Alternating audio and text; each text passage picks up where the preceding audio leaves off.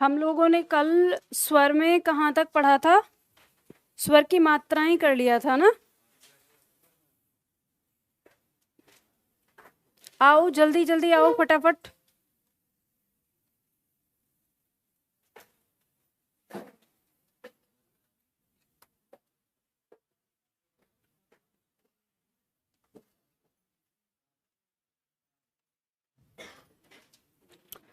चलो सबसे पहले ऑनलाइन वाले छात्रों से बात कर लेते हैं थोड़ी सी। ऑनलाइन में छात्र पूछ रहे हैं कि मैम ये बैच यूट्यूब पे चलेगा या ये बैच हमारा एप्लीकेशन पे चलेगा। तो ये बैच एप्लीकेशन पे चलेगा, यूट्यूब पे आज लास्ट क्लास है आपकी। तो जिन छात्रों ने एडमिशन नहीं लिया है वो छात्र एडमिशन ले लें। और वो एडमिशन कैसे लेंगे मैं बता देती हूँ। अगर आपने एप्लीकेशन डाउनलोड कर लिया है तो ठीक है, नहीं किया है तो आपको गूगल प्ले स्टोर पे जाके निधि एकेडमी ऐप डाउनलोड करना है। इसमें आपको रजिस्ट्रेशन करना है। इस तरह से पेज आपको खुल के आएगा। सबसे पहले आपको दिखता है सामान्य हिंदी लाइव बैच।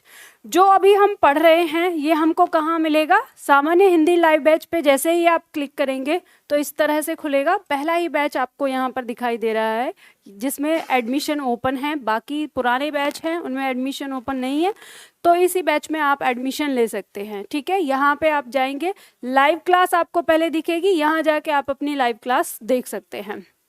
क्या हुआ, क्या दिक्कत है?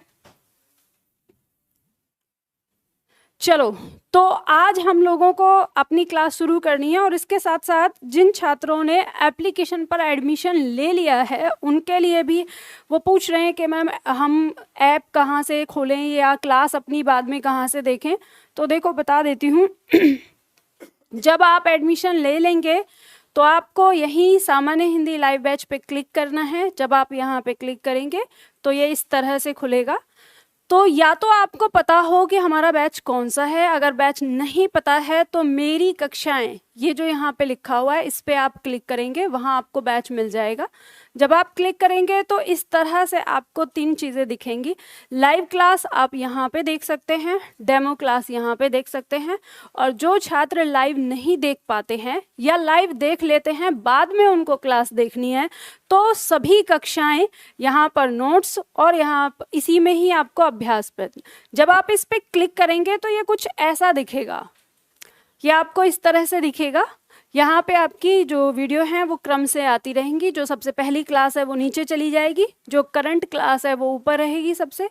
तो इसमें आप यहाँ से वीडियो देखते हैं, फिर आप यहाँ नोट्स पे क्लिक करेंगे तो ये पेज खुलेगा जिसमें आपको नोट्स मिलेंगे। यहाँ से आपको इसको डाउनलोड कर लेना है, डाउनलोड करके आपको प्रिंट करवा लेना है। प्रिंट करा के ही जो मैं आपको क्लास में पढ़ाऊंगी वही आपको लिखना है उस प्रिंट पर ही। अगर आप ऐसे ही करेंगे कि आज की क्लास कहीं और लिखी, कल की क्लास कहीं और लिखी, तो फिर कुछ भी समझ में नहीं आएगा। तो आपको ये सारे प्रिंट निकाल लेने हैं एक साथ। मैंने सारे प्रिंट दे दिए हैं, 8 इकाई आपको दी गई हैं, तो 8 इकाई के प्रिंट निकाल लेना। अगर ये प्रिंट निकालने में आपका खर्चा 600 रुपये से ज़्यादा जाता है, ऊपर जाता है, तो फिर आप दिए हुए नंबर पे कॉल करके स्टाफ से बात कर लीजिए, आपको ये नोट्स मिल जाएंगे जैसे ऑफलाइन वाले छात्रों को मिलते हैं। अगर 600 रुपये से नीचे रहता है, कम रहता है, तो फिर मैं आपको यही सलाह दूंगी कि फिर आपको नोट्स मंगाने की ज़रूरत नहीं है, फिर आप ये प्रिंट आउट ही निकाल लें। ठीक है, तो ये मैंने बता दिया है। अब इसके बाद कोई प्रश्न नहीं करेगा कि कैसे देखें, कहाँ देखें, मैंने आप लोगों को समझा दिया। ठीक है, तो हम लोग शुरू करेंगे। क्या दिक्कत है, कुछ परेशानी है आप लोगों को? क्या लाइट पड़ रही है तो थोड़ा पीछे बैठ जाओ। अगर यहाँ पे दिख रहा है, अब लाइट का तो कुछ नहीं कर सकते ना। अच्छा, फैन की वजह से फैन बंद कर देंगे हम, कोई दिक्कत नहीं है। जो लाइनिंग आपको लग रही है फैन बंद हो जाएगा, पर यह है कि फिर अगर गर्मी लगेगी या थोड़ी बहुत तो फिर आप लोगों को देखना पड़ेगा। एसी तो चल रहा है वैसे। ठीक है, तो चलो ठीक है, शुरू करते हैं हम। ऑनलाइन वाले छात्र कभी कभी ऐसे बोलते हैं कि वहाँ पे छात्र तो एसी में बैठते हैं, अब इतनी मेहनत करके आते हैं यहाँ तक चल के, तो कोई तो फायदा होना चाहिए। देखो, लाइट का हम कुछ नहीं कर सकते।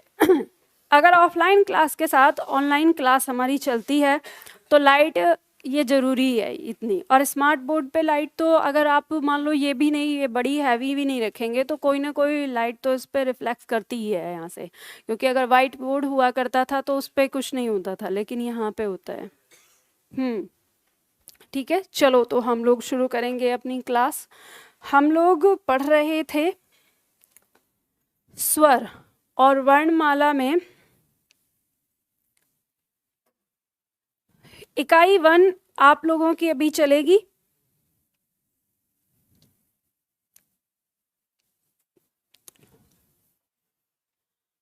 कल हम लोगों ने स्वर के बारे में जान लिया था, स्वर की परिभाषा, स्वर की मात्रा क्या होती हैं, कितनी प्रकार से किस तरह से लगती हैं, व्यंजन के साथ कैसे लगती हैं, ये सब हमने जान लिया था। इससे संबंधित जो पॉइंट हमको याद रखने हैं वो हमने जान लिया था।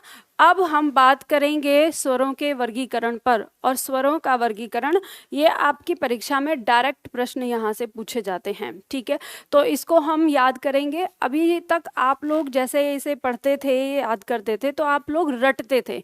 मैं आज कोशिश करूँगी कि आपको रटवाऊँ ना, आपको समझा के ही याद करा दूँ। ठीक है, तो आज ही की क्लास में याद हो जाएगा, और शॉर्ट ट्रिक भी आप बना सकते हैं अपने स्तर पर। ठीक है, तो चलो हम लोग शुरुआत करते हैं स्वर के वर्गीकरण की। सबसे पहले तो एक बात ध्यान रखिएगा, जब हम वर्गीकरण की बात कर रहे हैं, एक एक शब्द से चीज़ों को समझना। ऐसे रटने से कुछ नहीं होगा, रटेंगे तो फिर आपको कुछ समझ में नहीं आएगा। सबसे पहले जानेंगे वर्गीकरण का मतलब क्या हो सकता है। वर्गीकरण का मतलब ये होता है कि जैसे जितने हमारे टोटल स्वर हैं, यहाँ पे हम कितने स्वर की बात करेंगे, 11 स्वर की बात करेंगे। ठीक है, ये जो हमारे 11 स्वर होते हैं उनकी बात करेंगे। अच्छा, एक चीज़ और मैं आप लोगों को बता देती हूँ, मैंने कल की क्लास में आपको जब स्वर की कुल संख्या लिखवाई थी तो उसमें 11 + 2, तो वो अभी तक मैंने आपको पढ़ाया 11 के बारे में बात करी है। अब जो 2 हमारे हैं, कौन सा, अनुस्वार और विसर्ग, इसके बारे में हमने अभी कोई चर्चा नहीं की है।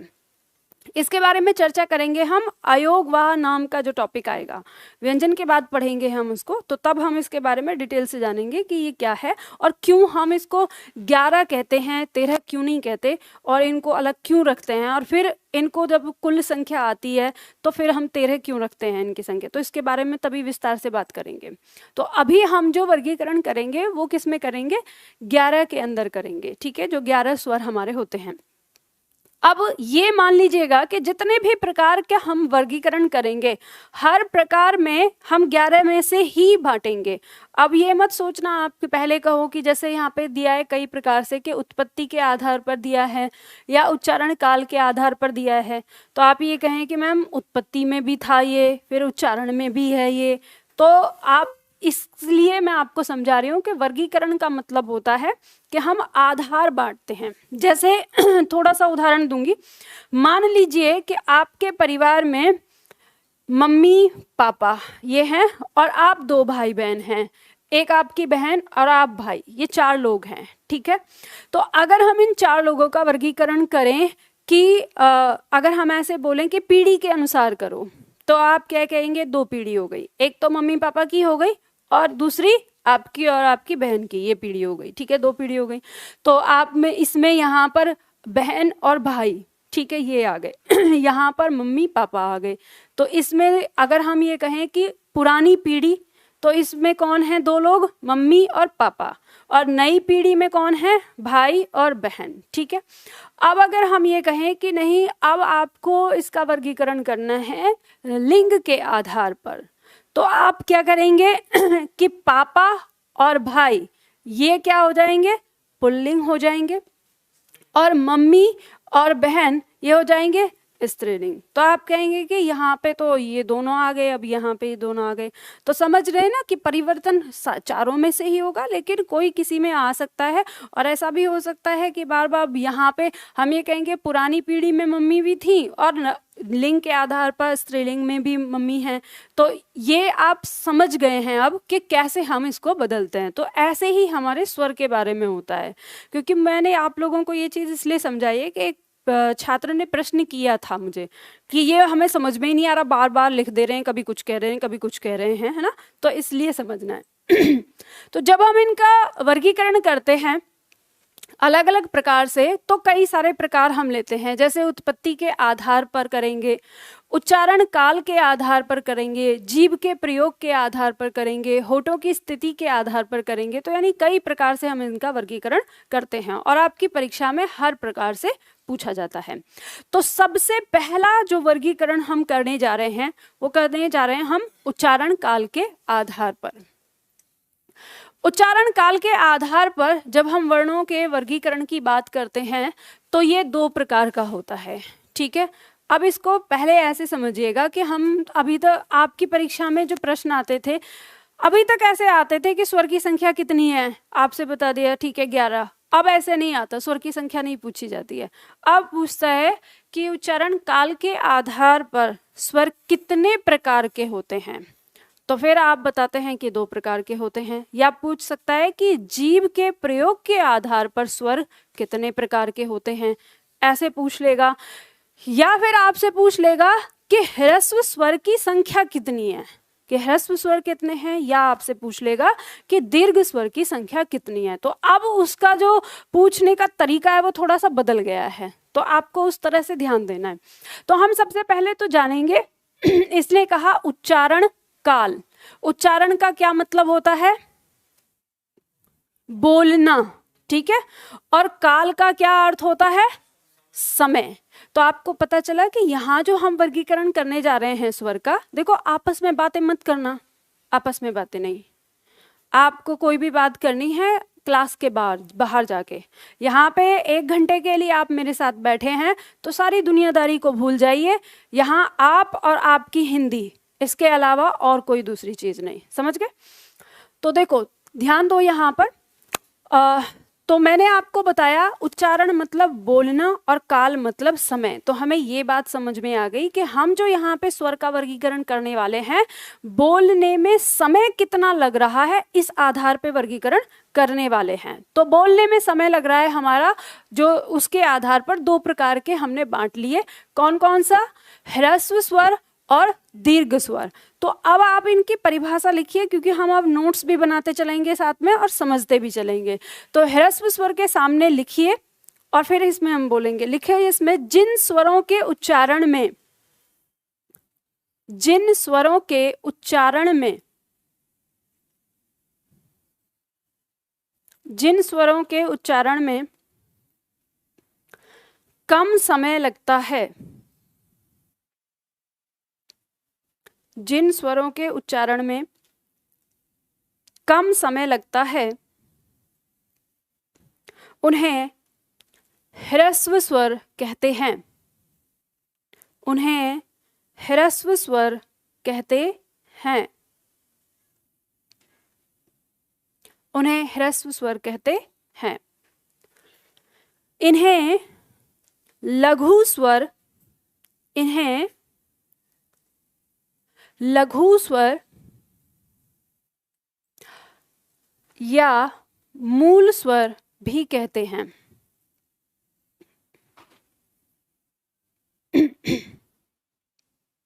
इन्हें लघु स्वर या मूल स्वर भी कहते हैं, ठीक है। इनके 2 नाम और हैं, लघु स्वर या मूल स्वर। ये 4 होते हैं, ये 4 होते हैं, ये 4 होते हैं। 4 प्रकार नहीं, संख्या में 4, 2 प्रकार के हैं और अब ये 4 हैं, ठीक है। ये 4 होते हैं, और जहां आपने ये लिखा इसके बाद आप ये निर्देशक चिन्ह लगाइए, इसको कहते हैं निर्देशक चिन्ह, और उसके बाद लिखिए कौन कौन से होते हैं। अ, ई, उ और री, ये 4 होते हैं।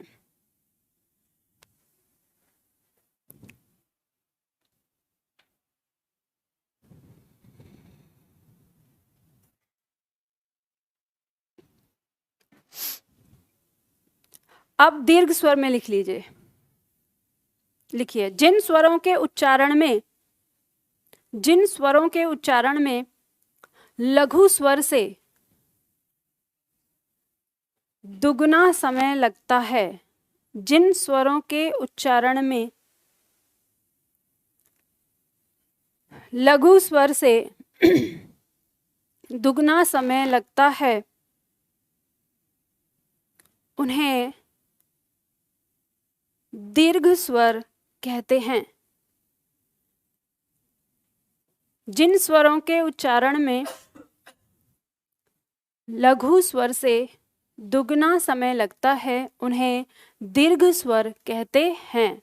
पूर्ण विराम लगा के लिखिए, ये 7 होते हैं, ये 7 होते हैं,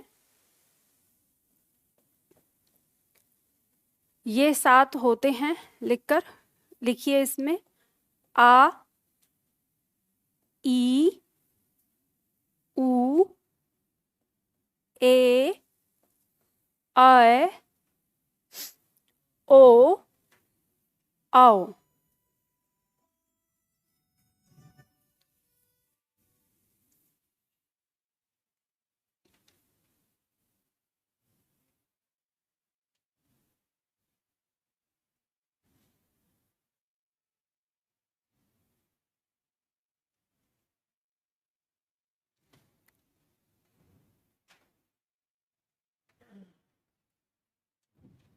लिख लिया? ठीक है, तो देखो अब इनके बारे में हम बात करते हैं, इनकी परिभाषा ने क्या कहा। ये तो हमने लिख लिया, नोट्स बन गए हमारे। अब हमें नहीं याद करना है। परिभाषा कहती है कि जिन स्वरों के उच्चारण में कम समय लगता है उन्हें हम क्या कहते हैं? ह्रस्व स्वर कहते हैं। तो यानी जब हम इनका उच्चारण करेंगे तो बहुत जल्दी से बोले जाएंगे ये। जैसे मेरे साथ उच्चारण करना है, अ, ई, उ, री। मैंने बताया था ना री का उच्चारण कैसे करना है, री। ठीक है, इसी तरह से। अब दीर्घ स्वर के बारे में हमने कहा कि जिन स्वरों का उच्चारण लघु की तुलना में दुगना है, ठीक है, तो वे हमारे क्या होते हैं? दीर्घ स्वर होते हैं। तो ये हो गया आ, ये ई, उ, ए, ऐ, ओ, औ। ठीक है, इस तरह से आ गया।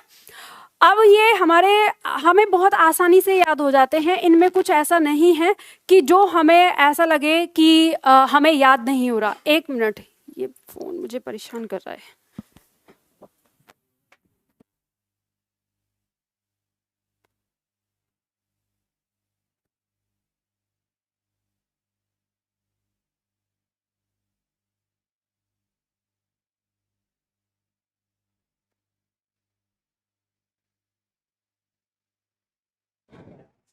चलो, तो अब देखो, अब यहाँ पे आपको एक बात बताती हूँ। जैसे आप मार्केट की किताबों को देखेंगे तो आप अधिकतर ये पाएंगे कि मार्केट की किताबों में उच्चारण काल के आधार पर 3 प्रकार दिए होते हैं। ठीक है, और वो तीसरा प्रकार कौन सा होता है?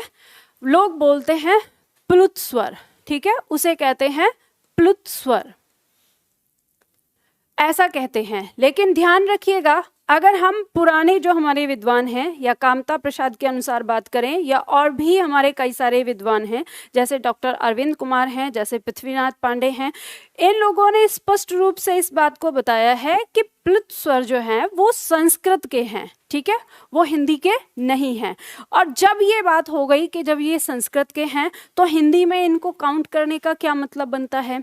तो आप अगर देखेंगे वर्तमान समय में, अब ये देखो तुलनात्मक अध्ययन में इसलिए कराती हूँ क्योंकि मैं इससे पहले ऐसे नहीं बोलती थी, पर छात्र और जगह भी ट्राई करते हैं, बहुत जगह देखते हैं। आप देख रहे हैं इस समय यूट्यूब पर बहुत आसान है किसी को भी देखना। तो जब कोई व्यक्ति बता रहा है 3, मैंने बताए हैं 2, तो स्वाभाविक सी बात है छात्रों के दिमाग में डाउट आता है कि सही अब किसको माने। तो ये मेरा दायित्व बनता है कि मैं आपको उस चीज़ को पूरी तरह से समझा दूं ताकि आपको सही और गलत में अंतर समझ में आ जाए। तो सबसे पहले तो ये समझिए कि जब हमने कहा, अब ध्यान दीजिएगा, जो भी आपको 3 पढ़ाएगा उस पर ये फोकस करिएगा वो क्या पढ़ाता है। इसके अंदर कहेगा उच्चारण काल के आधार पर 3 प्रकार के हो गए, ह्रस्व स्वर और दीर्घ स्वर। 11 स्वर में ही वो आपको ये वर्गीकरण करवाते हैं।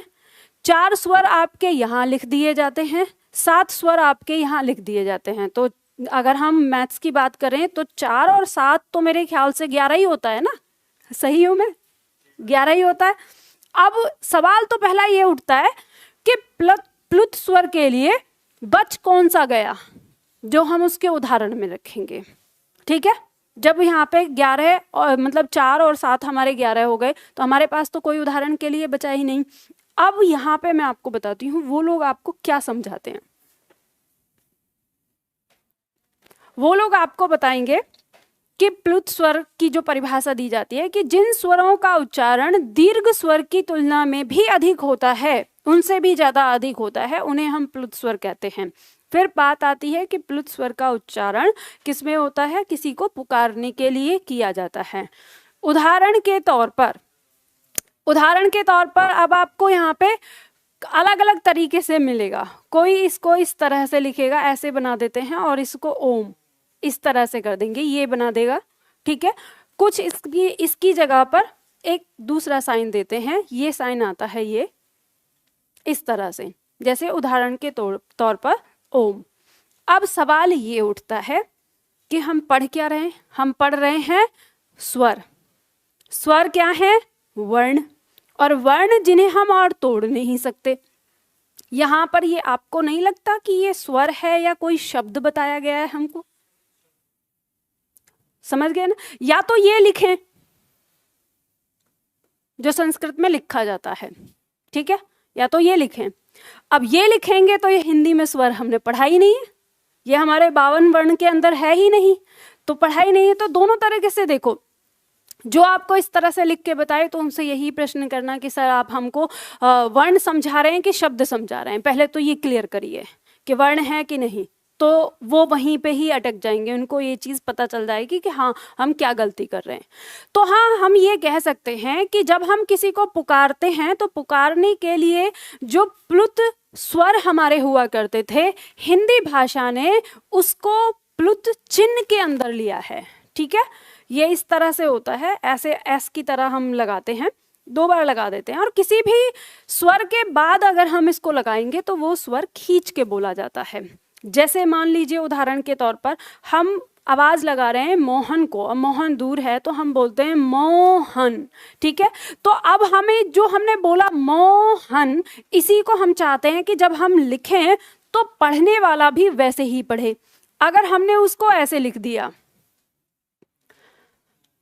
तो पढ़ने वाला इसको क्या पढ़ेगा, मोहन, लेकिन हम चाहते हैं कि वो इसको मोहन पढ़े, तो हम ये साइन लगाते हैं, इसको कहते हैं प्लुत चिन्ह, और ऐसे लिख देते हैं। अब जब कोई पढ़ेगा तो उसको ये पता है कि हमें इसको जो मो है यानी ओ है, इसको हमें खींच के बोलना है, तो मोहन। तो इसको हम कहते हैं कि जब किसी को पुकारने के लिए हम जिस चिन्ह का प्रयोग करते हैं, अगर पुकारने वाली चीज को दिखाएं तो वो क्या होता है, वो प्लुत चिन्ह होता है। और हिंदी भाषा में प्लुत स्वर नाम की कोई चीज नहीं होती। आपसे बहुत बार पूछा गया है, प्रश्न आया है, और कई बार लोगों की चीजों को देखते हुए आयोग 3 आंसर लगा देता है, लेकिन अगर कभी ऐसा आए तो आप उस पर क्लेम कर सकते हैं, क्योंकि आराम से हम ये कह सकते हैं कि कामता प्रसाद की ही बुक को सही मानती है सरकार भी, क्योंकि उन्होंने ही लिखा है और उन्होंने स्पष्ट रूप से लिखा है कि संस्कृत में प्लुत नाम से स्वर का एक तीसरा भेद माना जाता है, पर हिंदी में इसका उपयोग नहीं होता। जब हिंदी में इसका उपयोग नहीं होता तो फिर हम उसको उसके प्रकार में नहीं रख सकते। हिंदी भाषा में इसे प्लुत चिन्ह के नाम से पढ़ा जाता है। इसका प्रयोग किसी को पुकारने में किया जाता है, जैसे राधा, मोहन या धीरज, इस तरह से जब हम पुकारते हैं। ठीक है, तो यहाँ पे लिख दिया है, इस बात को ध्यान रखिएगा। अब यहाँ पे हाँ, अभी रुक जाओ, इतना आगे क्यों जा रहे हो, रुक जाओ, तसल्ली है ना, मैंने कल ही समझाया, डाउट को रफ कॉपी पे लिख के रखो। चलो, मुझसे प्रश्न कर रहे हो, एक प्रश्न तुम लोग बताओ मुझे, आप लोगों से प्रश्न है। किसे नहीं? आयोग तो सच बताऊं तो वर्तमान समय में तो आयोग वो मानता है जो आप किसी आधार दे दोगे ना बुक को, और बुक उन्हें मिल गई, तो कामता प्रसाद की बुक का आधार आप आराम से दे दोगे। मैंने देखो इस पॉइंट पर मैंने पिछले दिनों में काफ़ी सारी स्टडी करी और मैंने कम से कम 12-13 किताबें देखी, और 12-13 किताबों में मुझे 6 किताबें ऐसी दिखी जिसमें ये स्पष्ट रूप से सबने बताया हुआ है कि यही 2 होते हैं। लेकिन उसके बाद 6-7 किताबें जो मुझे दिखी जिन्होंने 3 रखा है, वो किताबें मुझे कॉपी पेस्ट वाली थी। अब मैं आपको बता, देखो मैं नाम यहाँ पे किसी का लेना नहीं चाहती, फिर बाद में ये होगा कि निधि मैम हमको बदनाम कर रही हैं या ये चीज़ हो रही है। जितने भी हमारे विद्वान हैं, लेखकों ने जो लिखी हैं, और जो हमारे पुराने आते हैं जैसे पृथ्वीनाथ पांडे हैं या हरदेव बहारी हैं या फिर ये हमारे कामता प्रसाद हैं, इनकी जो मानक बुक हैं उनमें ये स्पष्ट रूप से ऐसे ही लिखा है कि 2 प्रकार के होते हैं, और नीचे ब्रैकेट में प्लुत स्वर के बारे में बताया कि हिंदी में ये नहीं माना जाता। लेकिन जिन लोगों ने अब लूसेंट बुक है उससे आता है, तो लूसेंट में आपको ये 3 मिलेगा। और फिर उसके बाद जो कॉपी पेस्ट हुई है वर्तमान समय में लोगों ने करी है, तो उन्होंने कॉपी पेस्ट ही दिया है। जितने भी कोचिंग हैं उन सब के नोट्स आप देखेंगे, आपको कॉपी पेस्ट मिलेगा वही सारी चीज़ें। क्योंकि देखो मैं आप लोगों को पढ़ाने के लिए मैं अध्ययन करती हूँ, जिन्होंने लिखा है व्याकरण, मुझे तो पता है आप लोग कितने सारे मुझसे प्रश्न कर सकते हैं, तो उसके लिए मुझे तैयार करना है। और जब मैं अध्ययन करती हूँ तो मुझे ये सारी चीज़ें वहीं पर पता चलती हैं कि हिंदी कितनी ज़्यादा विकृत कर दी है लोगों ने। अब यही है कि आप लोगों को मुझे बताना इसलिए ज़रूरी होता है कि अब इस समय ऐसा ज़माना है कि आप लोग बैठते हैं, आपका रूममेट कहीं और पढ़ रहा है, आप मेरे पास पढ़ रहे हैं, फिर बातचीत हो जाती है, फिर बहस होती है, फिर आपका भी विश्वास डगमगाएगा। इसलिए आपको उस तथ्य को जो मैंने है, जो पॉइंट है वो मैंने बता दिया, ताकि आप अपने मित्र को भी समझा सकें कि भाई देख लो तुम सही पढ़ रहे हो कि गलत पढ़ रहे हो। अब मैं प्रश्न पूछ लूँ आप लोगों से, या आप लोग पहले ही, जब मैं प्रश्न पूछने जाती हूँ तब बड़े क्वेश्चन आते हैं आपके। मुझे बताओ कि निम्न में से दीर्घ स्वर, और जिनको इसका उत्तर पता है शांति बनाए रखेंगे, नए छात्र इसका प्रश्न का उत्तर देंगे। निम्न में से दीर्घ स्वर है ऑप्शन ए अ, ऑप्शन बी आ, ऑप्शन सी ओ, ऑप्शन डी आओ। बताइए, प्रश्न मैंने क्या है, निम्न में से दीर्घ स्वर है अ, आ, ओ, आओ। अच्छा मैंने प्रश्न तो गलत नहीं कर दिया? बताओ जरा, आप लोग बताओ। हाँ जी, क्या बोल रहे हो? अरे प्रश्न में गलती हो गई, प्रश्न में गलती हो गई। अरे कितने छात्र कह रहे हैं कि प्रश्न में गलती हो गई?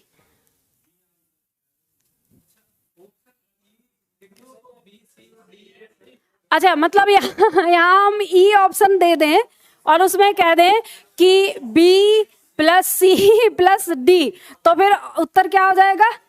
ई हो जाएगा। तो मैंने ये दिया ही नहीं है ना, तब फिर तो प्रश्न गलत है। ऑनलाइन वाले छात्र क्या कह रहे हैं? कह रहे हैं प्रश्न गलत है, कह रहे हैं सी होगा। मैम किस ऐप में आपकी? अरे निधि एकेडमी ऐप में, पर अभी मैं प्रश्न पूछ रही हूँ। प्रश्न में गलती है, B C D, B C D, सब बी सी डी दे रहे हैं। चलो ध्यान दो, आपकी परीक्षा में जो अभी आपका पेपर हुआ था यूपीएसआई का लास्ट, इस पेपर से पिछले वाले में, उस पेपर में ये प्रश्न आया था, और ये एक सेट में नहीं था, ये हर सेट में प्रश्न था। और ये कैसे था? ये प्रश्न आपका इस तरह से दिया हुआ था, किसी में तो, यानी अब मैं इसको प्रश्न संख्या 1 दे रही हूं, किसी में ये लिखा हुआ था इस तरह से, ए ऑप्शन ई, बी ऑप्शन ई, सी ऑप्शन ए, डी ऑप्शन आई। तीसरा प्रश्न था ए ऑप्शन उ, बी ऑप्शन उ, सी ऑप्शन ओ, और डी ऑप्शन आओ। आपकी परीक्षा में ये प्रश्न जो था, कहीं कहीं इसको मूल दीर्घ लिखा हुआ था, कहीं पर केवल दीर्घ। डी,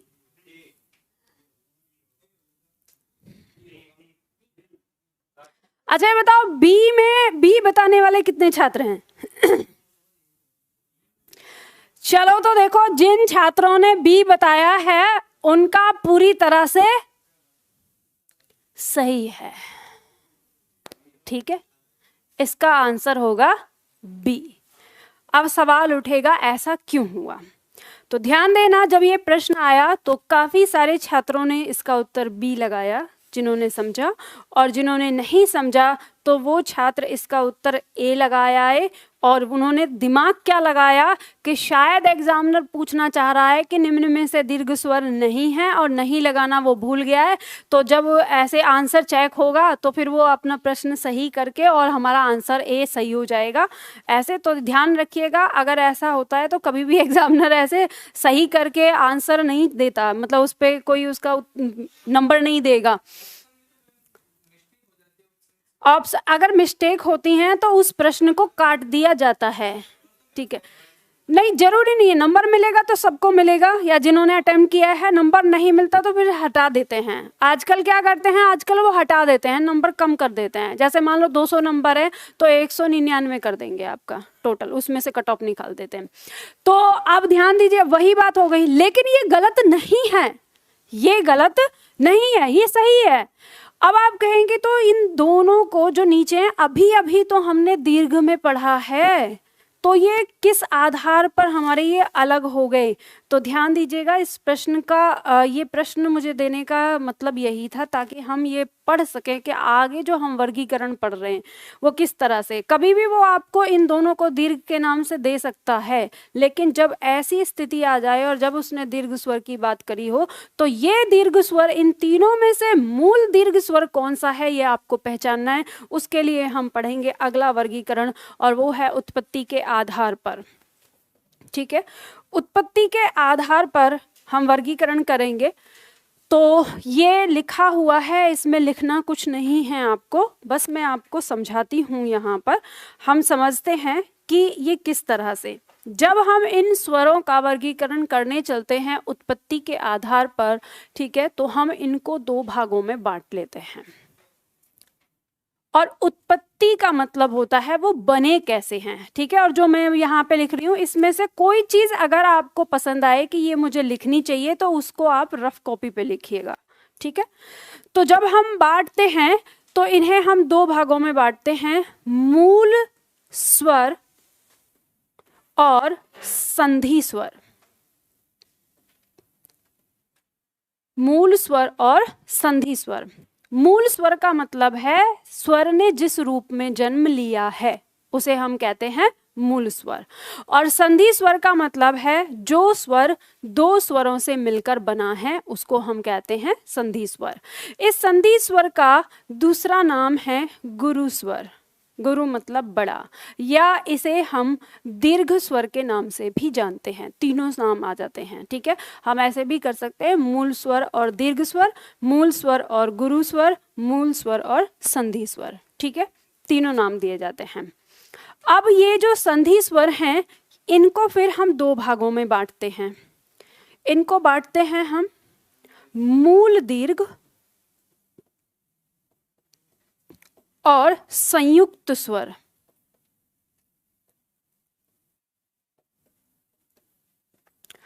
अब यहाँ पे आपको ये चीज बताती हूँ। अब देखो इनमें कौन कौन से स्वर आएंगे। जब हम इन स्वरों को बांटते हैं तो मूल स्वर में आते हैं हमारे अ, ई, उ और री, ठीक है। संधि स्वर में हमारे कौन कौन से आ गए? आ, ई, उ, ए, ऐ, ओ और आओ। तो ध्यान दीजिए, जब हमने मूल स्वर के बारे में बात कही तो मूल स्वर वो होते हैं जिनकी उत्पत्ति उसी रूप में होती है, उन्हें हम मूल स्वर कहते हैं। संधि स्वर हमने कहा जो दो स्वरों के मिलने से बनते हैं उन्हें हम संधि स्वर कहते हैं। तो इधर ध्यान दीजिए कि सबसे पहले ये जो अ है, इस अ ने अपने आप से ही खुद का मेल किया तो एक नया वर्ण बन के आया आ। आपने इससे पहले जब दीर्घ स्वर की परिभाषा पढ़ी तो उसमें आपने ये पढ़ा है कि दीर्घ स्वर का उच्चारण लघु स्वर की तुलना में दुगना होता है। कैसे? लघु स्वर, लघु स्वर, दो लघु स्वर यानी ये मिलकर यहाँ बनाते हैं तो इसका स्वर कितना हो जाएगा? दुगना हो जाएगा, इसीलिए वो परिभाषा कही है। फिर क्या होता है, ये ई अपने साथ ही मिलकर दूसरा उच्चारण बनाता है ई, ये इससे दुगना हो गया। फिर ये ऊ अपने साथ मिलकर उच्चारण बनाता है बड़ा ऊ, और ये री अपने साथ मिलकर री के साथ ये उच्चारण बनाता है री। अब ये दो तरह से लिखते हैं, कुछ लोग इसको ऐसे और ऐसे करके लिख देते हैं और कुछ लोग इसको इस तरह से लिखते हैं, यहाँ पे ही डबल कर लेते हैं, एक बार छोटा और फिर एक बार ये बड़ा, इस तरह से। ठीक है, तो ये हमारा क्या हो गया? री, और जब इसका उच्चारण आएगा तो वो होगा री। उसी तरह से मूर्धा से ही लंबा दीर्घ बोला जाएगा। अब ये ध्यान दीजिए कि ये वाला वर्ण आपने हो सकता है कि आज पहली बार सुना हो या आपने इसको संस्कृत में देखा हो। तो ध्यान दीजिएगा कि संस्कृत भाषा में इसका प्रयोग होता है, लेकिन हिंदी भाषा में सिर्फ लघु के ही शब्द हमें देखने को मिलते हैं, दीर्घ का कोई शब्द हमें हिंदी में देखने को नहीं मिलता। तो जब हिंदी में देखने को नहीं मिलता तो हम इस पॉइंट को यहाँ से हटा देते हैं। फिर हम किसके बारे में पढ़ते हैं? हम पढ़ते हैं केवल इन तीनों के बारे में, और इसको हम अकेले पढ़ते हैं, यानी ये हमारा केवल लघु स्वर में रह जाता है, इसका दीर्घ हम हिंदी में नहीं लेकर आते। तो अब हमें यहाँ पर ये तीन वर्ण मिल गए, ये तीन वर्ण हमारे मूल दीर्घ स्वर कहलाएंगे। ठीक है, तो ये हमारे क्या कहलाएंगे? मूल दीर्घ। तो अब आपको पता चला कि ये हमारा किस में आएगा? दीर्घ में आ रहा है। अब इसके बाद फिर क्या हुआ, ये चीज आपको ध्यान रखनी है। अब याद रखिएगा, जैसे हम यहाँ पे पढ़ रहे हैं वर्णों को, इन्हें आप देखेंगे तो आगे आपको संधि में भी ये देखने को मिलेंगे। मैं इसको हटा रही हूँ अब यहाँ से। फिर क्या हुआ, इस अ ने इस ई के साथ मेल किया तो एक नए वर्ण का निर्माण हुआ, ए। ठीक है, आए नहीं, आए दूसरा ए। फिर इस अ ने इस ए के साथ मेल किया तो ये बना अय, तो यहाँ पर हो गया। फिर इसके बाद इस अ ने इस ऊ के साथ मेल किया तो ये क्या हो गया? ओ। ठीक है, फिर इस अ ने इस ओ के साथ मेल किया तो ये बन गया औ। तो ये चार वर्ण आ गए जो हमारे क्या कहलाए? संयुक्त वर्ण। ध्यान दीजिएगा, जब हमने इससे पहले किया था तो उसमें ए का मेल ऐसे था, ई का मेल इसे था, उ का मेल उसे था, यानी समान जाति के वर्ण मिल रहे थे। तो जब समान जाति के मिल रहे थे तो हम इसको सजातीय वर्ण भी कहते हैं, सजातीय। ठीक है, अब आपकी परीक्षा में आ जाता है, अब यही नहीं आएगा, आपकी परीक्षा में अगला प्रश्न आ जाएगा, निम्न में से सजातीय स्वर कौन सा है? लिखा हुआ है आपके पास, चिंता मत करो, जो मैंने ग्राफ बनाया है उसमें सब लिखा है। देखो ये जो ग्राफ है नीचे आपके पास दिया हुआ है, बस आपको ना समझना है अब इस चीज को जो मैं समझा रही हूँ। इसे याद करने का तरीका रटना नहीं है, इसे याद करने का तरीका समझना है, जैसे मैंने अब आपको समझाया। आपसे वो क्या प्रश्न कर सकता है? कह सकता है ह्रस्व स्वर कौन सा है, लघु स्वर कौन सा है, मूल स्वर कौन सा है। आपसे पूछ सकता है संधि स्वर, दीर्घ स्वर या गुरु स्वर। आपसे पूछ सकता है मूल दीर्घ स्वर या सजातीय स्वर। आपसे पूछ सकता है संयुक्त स्वर या विजातीय स्वर। तो संयुक्त स्वर हम उनको कहते हैं कि जब दो अलग अलग स्वर मिलकर किसी स्वर का निर्माण करते हैं तो वो क्या कहलाता है? संयुक्त स्वर कहलाता है। तो यहाँ पे हमने देखा कि ये हमारा अलग स्वर और ये हमारा अलग स्वर, इसने मिलके इसका निर्माण किया, फिर ये अलग अलग, इसने इसका, ये अलग अलग, इसने इसका। तो ये चार हमारे क्या हो गए, संयुक्त स्वर हो गए। तो संयुक्त स्वर में हमारे फिर ये चार आ जाते हैं, ए, ऐ, ओ और औ। और फिर ध्यान दीजिए कि इसीलिए जो हमारा प्रश्न था यहाँ पर, अब बात समझ में आ गई आपको। जब इसने प्रश्न किया कि दीर्घ स्वर कौन सा है, तो इन दोनों को आपने संयुक्त स्वर की श्रेणी में रखकर बाहर कर दिया और बचा क्या हमारे पास फिर, बी वाले आंसर में हमारा क्या था, दीर्घ स्वर था। तो ये ध्यान रखिएगा। एग्जामिनर ने ऐसा प्रश्न क्यों बनाया? अब आप कहेंगे मैम इतने तो एकदम से बिल्कुल टेढ़ा कर दिया, दिमाग खराब कर दिया। एग्जामिनर के दो उद्देश्य हैं। पहला, या तो आपका प्रश्न गलत हो, दूसरा या तो आपका टाइम किल हो, क्योंकि आप बैठ के सोचते रहेंगे उस पर कौन सा लगाऊं, फिर अक्कड़ बक्कड़ बम्बे वो 80 90 पूरे 100, चलो तुक्का लगा लेते हैं, है ना? या तो ऐसे करेंगे। बहुत एग्जामिनर का क्या उद्देश्य है, या तो क्वेश्चन गलत हो या फिर उसका समय खराब हो जाए या टाइम उसका खत्म हो जाए। तो बस यही वो काम करता है। इसीलिए आजकल जो प्रश्न बनते हैं वो थोड़े उलझाने वाले बनते हैं, और वो प्रश्न कभी भी ऐसे नहीं सही हो सकते। जैसे आप लोग एक तरीका अपनाते हो ना कि प्रश्नों के माध्यम से पढ़ना अच्छा लगेगा, प्रश्न उत्तर करवाओ हमें, उससे पढ़ना अच्छा लगेगा, कभी नहीं। प्रश्न उत्तर के माध्यम से आपको ये जो चार्ट मैंने बनाया, जो बताया था, ये चार्ट कभी नहीं हो पाता, कभी आपको याद नहीं हो पाता। अब इसमें देखो, जब आपने इसे कहा ये हो गए हमारे विजातीय, ये भी हमारे अब विजातीय स्वर कहलाएंगे। अब वो आपसे पूछेगा निम्न में से विजातीय स्वर बताओ, तो आपको पता चल गया कि संयुक्त स्वर ही क्या है, विजातीय स्वर हैं। सजातीय स्वर कौन से हैं? मूल दीर्घ ही हमारे सजातीय स्वर है। अब अगर उसने ये भी पूछ लिया ना कि इनमें क्या अंतर है, सजातीय स्वर किसे कहते हैं या विजातीय स्वर किसे कहते हैं, तो आपको पता चल गया समान जाति से बने हुए सजातीय कहलाएंगे और अलग अलग जाति से बने हुए विजातीय कहलाएंगे। ठीक है, तो इस तरह से अब वो कैसे भी प्रश्न पूछे। अब देखो ये एक छोटा सा चार्ट और इससे कम से कम वो 30-40 तरह के प्रश्न बना सकता है। अब आप ये लगाइए अंदाजा कि 30-40 या 50-60 प्रश्न तो हम कुल वर्णमाला में ही करके अभ्यास संतुष्ट हो जाते हैं कि इतने प्रश्नों का हमने हल कर लिया। तो इसलिए मैं यही कहती हूँ कि पूरा पढ़ो और हर तरह का प्रश्न कर पाओ। तो बात समझ में आ गई ना आप लोगों को ये? चलो, तो अब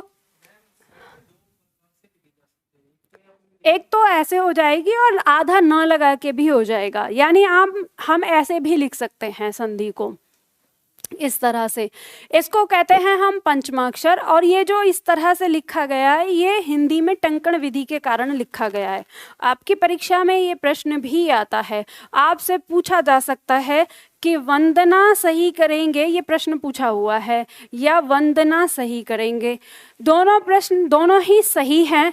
अगर आपकी परीक्षा में दोनों ऑप्शन में आ जाए तो आपको ये सही करना होगा। क्यों? क्योंकि आधुनिक हिंदी में पंचमाक्षर को आप उसे आधे रूप में न लिख के आप उसका अनुस्वार रूप लिखते हैं, और ये भी हम करेंगे। यानी आज से हमारी क्लास, यानी जब हमारी 8वीं क्लास होगी उस क्लास में हम पंचमाक्षर के बारे में करेंगे डिटेल से, और उसी समय आप ये सारी चीज़ों को समझेंगे। ध्यान दीजिएगा, मैं आपको जब तक पूरा सिलेबस कराती हूँ ऐसा कोई पॉइंट मैं नहीं छोड़ती जिस पॉइंट में आपको कहीं कोई डाउट रह जाए, चाहे वो आपकी परीक्षा में पूछा जाता हो या आपका ऐसा बेसिक हो जैसे आपने ये पूछा। लेकिन ये ध्यान रखिए, एग्जामिनर आपका बेसिक बहुत ज़्यादा बेसिक निकालता है, और ऐसे प्रश्न वो करता है कि जिस चीज़ को हमारे टीचर इस लेवल पे ये समझ लेते हैं कि ये तो इस बच्चे को पहले से पता होगा क्योंकि ये बचपने की कहानी है, पर ये एग्जामिनर को ये पता है कि नहीं बच्चे ने बचपने में क्या किया है। बचपन में उसको या तो खिलौनों का शौक होता है या क्रिकेट का भूत चढ़ा रहता है, और 9th-10th में आने के बाद श्रृंगार रस चढ़ जाता है, उसके जीवन ऐसे ही निकल जाता है पूरा। फिर वो आता है इस लेवल पे, अब यहाँ पे कोई पढ़ाने वाला नहीं, तो समस्या हो जाती है। तो चिंता ना करें, मैं आपको सारी चीज़ें समझाऊंगी, ठीक है? तो ये बात समझ में आ गई। अब इसमें बस थोड़ा सा ये लिख लो, इसे समझ लो, यहाँ पर नोट्स पूरा कर लो अपना। हमने मूल स्वर के बारे में कहा, मूल स्वर कितने होते हैं? 4 होते हैं, ये हमने लिखे। संधि स्वर को संध्या स्वर, एमपी में, मध्य प्रदेश की परीक्षा में इसको संध्या स्वर के नाम से पूछा गया था, तो इसलिए ये भी ध्यान रखें, कभी कभी प्रश्न चेंज हो जाता है। तो संध्या स्वर भी हम इसे कहते हैं। जो स्वर मूल स्वर के आपस में जुड़ने से बनते हैं अथवा 2 स्वरों के योग से बनते हैं, उन्हें क्या कहते हैं? संधि स्वर, दीर्घ स्वर या गुरु स्वर के नाम से जानते हैं। ये स्वर 2 प्रकार के हैं, मूल दीर्घ स्वर और संयुक्त स्वर। मूल दीर्घ स्वर में आपको पता है कौन सा लिखना है, लिख लो मेरे साथ साथ, आ, ई, उ। और संयुक्त स्वर में ए, आय, ओ और औ। अब ये ध्यान दीजिएगा, जैसा विकल्प होगा वैसी स्थिति में आपको इसका उत्तर चुनना होगा।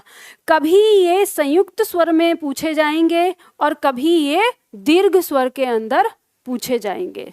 तो इसलिए ये मत सोचना कि अब आपको ये पता चल गया कि अच्छा ये संयुक्त स्वर हो गए तो आप हमेशा अब संयुक्त स्वर में इन्हें पकड़ के बैठ जाएं। इसलिए हमने 2 प्रकार अलग किए, उच्चारण काल के आधार पर और फिर हमने उत्पत्ति के आधार पर इनको सीखा। बात समझ में आ गई? मिटा दूं इसको, आगे बढ़े। लिख लो, अभी तो पेन चल रहे हैं, फिर कह रहे हैं यस मैम।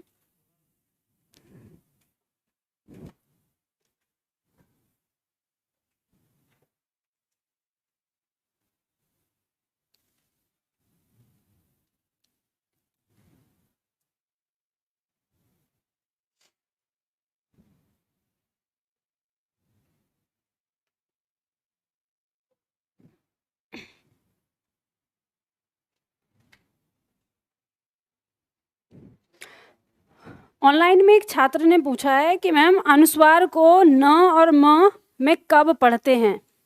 बेटा एक बात मैं आपको फिर से दोहरा देती हूँ, मैं फिर से कह रही हूँ कि आप परेशान मत होइए, ये पंचमाक्षर का विषय है और पंचमाक्षर जब मैं आपको समझाऊंगी तो आपको सारी चीज़ समझ में आएगी।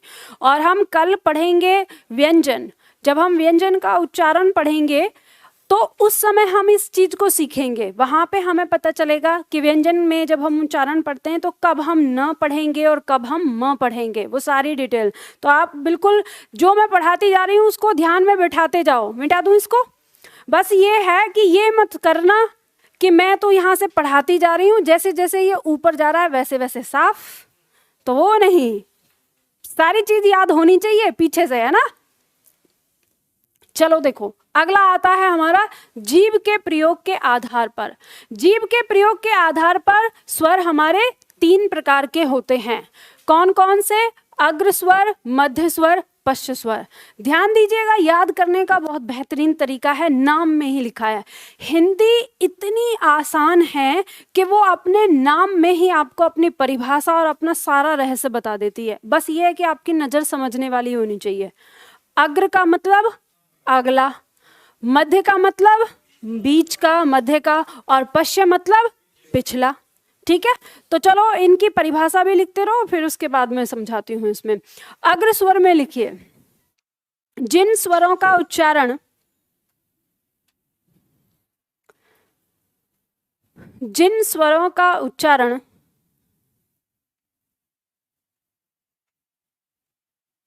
जीभ के अगले भाग से होता है। जिन स्वरों का उच्चारण जीभ के अगले भाग से होता है उन्हें अग्र स्वर कहते हैं। उन्हें अग्र स्वर कहते हैं। उन्हें अग्र स्वर कहते हैं। इसमें उदाहरण में लिखिए, अब ये फोटो भी बना लेना, छोटा सा याद रहेगा, इससे आसानी से याद कर पाएंगे। ई ई, री, ए, आय। ठीक है, ई ई, री, ए, आय।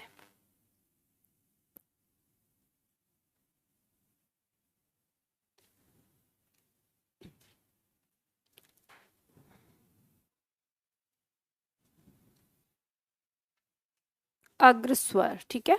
अब मध्य स्वर में लिखिए, जिन स्वरों के उच्चारण में, जिन स्वरों के उच्चारण में जीभ का मध्य भाग काम करता है, जिन स्वरों के उच्चारण में जीभ का मध्य भाग काम करता है, उससे डिस्टर्ब मत हो, वहाँ कबूतर बैठे हुए हैं, वो अपना काम कर रहे हैं, ठीक है। आप लोग अपना काम करिए। जिन स्वरों के उच्चारण में जीभ का मध्य भाग काम करता है उन्हें मध्य स्वर कहते हैं, उन्हें मध्य स्वर कहते हैं। और मध्य स्वर में आ जाएगा हमारा अ।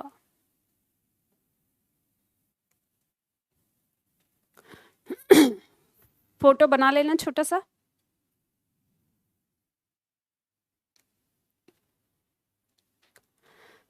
तीसरा देखो, पश्य स्वर।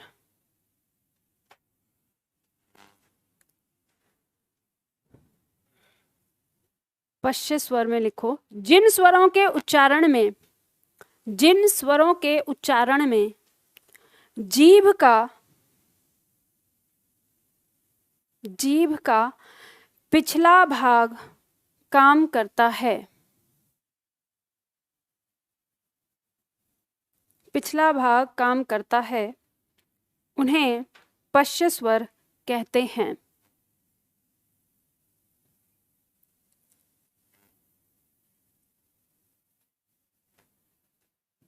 उन्हें पश्य स्वर कहते हैं। इसमें आगे जाएगा हमारा आ, उ, ओ, आओ।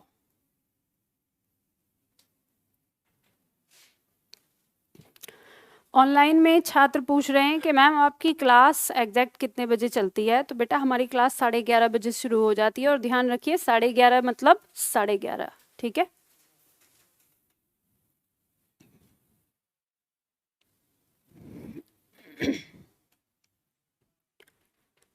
लिख लिया, ठीक है। अब समझो, अब देखो, याद करना है आपको, अब प्रैक्टिकल करना है, ऐसे नहीं छोड़ना है, देखना है। हम बात कर रहे हैं कि जीभ के प्रयोग के आधार पर हमारे स्वर 3 प्रकार के होते हैं। यानी इसके कहने का मतलब ये है कि जब हम उच्चारण कर रहे हैं तो हमारी जो जीभ है उसका कौन सा भाग उस वर्ण का उच्चारण करने में मदद करता है। तो जब हम बात करते हैं अग्र स्वर की, तो जब हम बोलते हैं ई, री, ए, आय, तो हमारा जीभ का अगला भाग काम करता है। उच्चारण करके देखो आप सभी लोग, सब लोग उच्चारण करो, समझ रहे हैं ना। तो जीभ का अगला भाग जो मैंने बनाया फोटो में, वही भाग हमारा काम करता है, ठीक है। जिसकी जीभ नहीं उठ रही तो फिर मैं उठा दूंगी फिर अच्छी तरह से, है ना। क्लास के बाद मिलना, तब बताती हूँ ना, फिर डंडा लेके काम करना पड़ेगा। मजाक मत करो, सीरियस पॉइंट पर सीरियस रहा करो, ठीक है। अब देखो, दूसरा हमने देखा मध्य स्वर। मध्य स्वर में हमने कहा कि जिस स्वर के उच्चारण में जीभ का मध्य भाग काम करता है। तो मध्य भाग कैसे काम करता है, देखो, जब हम इस अ का उच्चारण करते हैं, ये एक ही स्वर है हमारा, तो जीभ का जो ये मध्य भाग है ये थोड़ा सा चौड़ता है। और आ का उच्चारण जब आपको करना है, ऐसे ही करना है, दांतों के बीच में आपकी जीभ आराम से बैठेगी और मध्य भाग जो है ये चौड़ेगा अ, ठीक है। उस तरह से उच्चारण करो। अब आप कहेंगे कि मैम हमारे तो नहीं इस तरह से होता, आवाज कहीं और से ही आ रही है। तो आप इस स्थिति से जैसे मैंने आपको बताया है वैसे उच्चारण करिए, तो आपकी जो ध्वनि निकलेगी वो सही निकलेगी, ठीक है। देखो, होता क्या है, हिंदी के मामले में ऐसा नहीं है, सब लोग उच्चारण करते हैं, पर कुछ लोग सही उच्चारण करते हैं, कुछ लोग गलत उच्चारण करते हैं। तो जब हम इनका उच्चारण स्थान पढ़ते हैं तो हमको उस समय समझ में आता है कि इसका उच्चारण हमें कैसे करना है। तो जब हम उसके उच्चारण स्थान से ही अगर उच्चारण करते हैं तो हमारी ध्वनि सही निकलती है, और अगर हम अपनी मर्जी से कहीं कहीं से भी करेंगे तो फिर ध्वनि जो है वो खराब निकलती है। तो इसलिए जब हम मध्य भाग से करते हैं तो अ का उच्चारण निकलता है। अब इसके बाद आता है पश्च स्वर। इन स्वरों के उच्चारण में जीभ का पिछला भाग काम करता है, जैसे आ। अब आप देखेंगे तो अब जीभ के इस हिस्से पर भार जाएगा, आ, उ, ओ, औ। तो आप देखेंगे जीभ का पिछला भाग ही आ रहा है, यानी आगे का जो हिस्सा है, यानी इतना हिस्सा, इस पर कोई प्रभाव नहीं पड़ रहा, यहीं पर ही हमारा प्रभाव पड़ रहा है। तो इस तरह से हमें बात समझ में आ गई। तो अब आपको रटने की आवश्यकता नहीं है, याद हो गया आपको। तो आपको अगर मान लो पश्च स्वर भी याद न रहे तो इतना तो पता है कि अ जो है वो हमारा मध्य स्वर है, एक सिंगल, और आपको इसका उच्चारण करके देख लेना है, जो बाकी बचेंगे वो पश्च स्वर में आ जाएंगे। बात समझ में आ गई? ठीक है, चलो आगे बढ़ते हैं।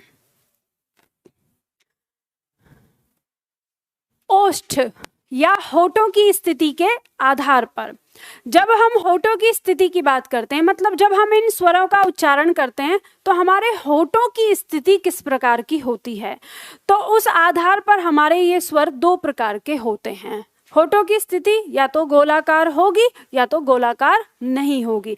तो उस आधार पर दो प्रकार के, आवृतमुखी और वृत्तमुखी। आवृतमुखी मतलब जिसमें गोलाकार नहीं होगा, और वृत्तमुखी, वृत्त का मतलब गोल, ठीक है, तो जिसमें हमारे होठ गोलाकार होंगे वो वृत्तमुखी कहलाएंगे। तो परिभाषा लिख लीजिए, उदाहरण भी लिखेंगे फिर हम इनका।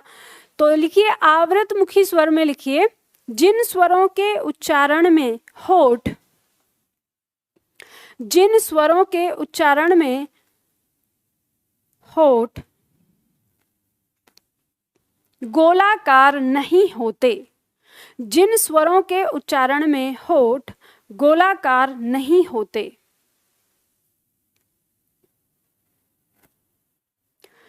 उन्हें आवृतमुखी स्वर कहते हैं।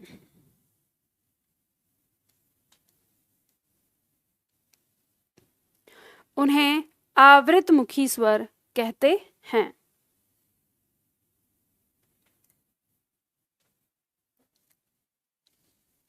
लिखो, ये 7 होते हैं, इनकी संख्या अ, आ, ई, री, ए, ऐ।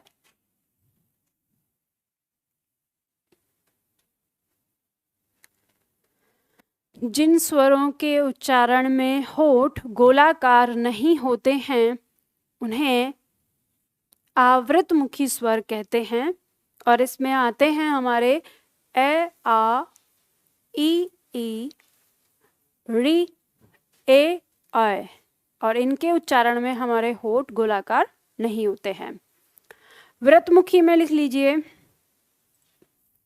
जिन स्वरों के उच्चारण में होठ गोलाकार होते हैं, जिन स्वरों के उच्चारण में होठ गोलाकार होते हैं उन्हें वृत्तमुखी स्वर कहते हैं।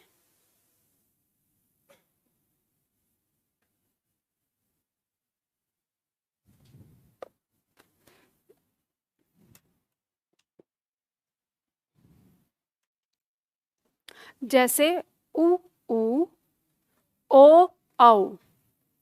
इन चारों का उच्चारण करने में हमारे होठ गोलाकार होते हैं।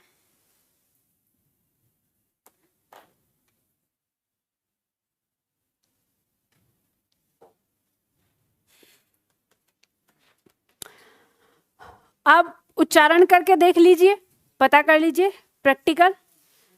ए, आ, ई, री, ए, ऐ। हमारे होठ गोलाकार नहीं होते, लेकिन हम बोलते हैं उ, ओ, औ। तो होठ गोलाकार होते हैं। हो गया, कोई जरूरत नहीं है आपको रटने की। परीक्षा में अगर आ जाए तो उच्चारण करके देख लेना, वहीं पता चल जाएगा। ठीक है, चलिए अब इसके बाद हमने स्वरों के बारे में पढ़ा, तो स्वरों के जो उच्चारण स्थान है उसके बारे में भी आता है। यानी एक ये चार्ट है, मैंने अलग से नहीं, इसको बस चार्ट का रूप दे दिया है ताकि आप ना इसको ऐसे ही याद कर लें। यहाँ पे हम देखेंगे वर्ण, यानी अभी हम स्वर की बात कर रहे हैं, स्वरों के उच्चारण स्थान की बात कर रहे हैं हम। तो यहाँ देखेंगे हम वर्ण, उच्चारण स्थान और फिर उसका वर्ग। अब जैसे हमारी परीक्षा में नाम आता है कि उच्चारण स्थान को एक नाम दिया गया है वर्ग बना के उसको, तो उसी आधार पर, तो जैसे हम देखेंगे यहाँ पर कि ये हमारा ए और आ है, ठीक है, इसका उच्चारण स्थान है कंठ, तो इसका जो वर्ग है वो क्या कहलाएगा, कंठे कहलाएगा। तो आप देखो इस तरह से याद करेंगे, मैं इसे थोड़ा सा बड़ा कर लेती हूँ।